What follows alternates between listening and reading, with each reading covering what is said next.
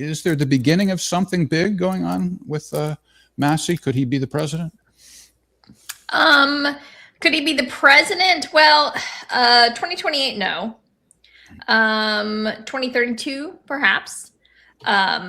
Right now, the Republican Party, so, you need two things to become president. The most important is you need money. And the second most important is you need a base. I think he has the small forming of a base. But Massie, the thing about Massie is that a lot of his politics are libertarian, which doesn't appeal to, there's a very niche group of people in this country. It's probably about 10% of the population that really can identify with those politics and really come out for them. They don't sell strong with the Republican base as a whole. I'm not a libertarian. I actually don't subscribe to a lot of libertarian policies, but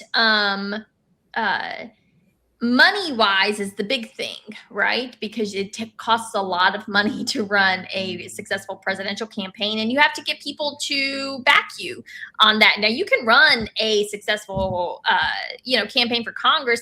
Before the last two cycles, Massie was averaging like $200,000 to $300,000 in campaign. He'd raise it and spend it. It didn't cost him that much because he had a very safe seat.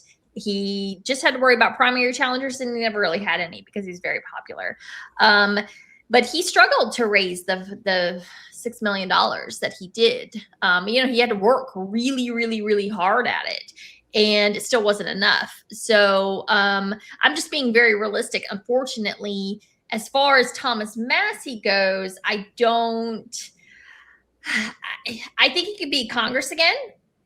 I think he could give somebody a really good run for their money in the Senate, which, of course, won't be at least for another 6 years.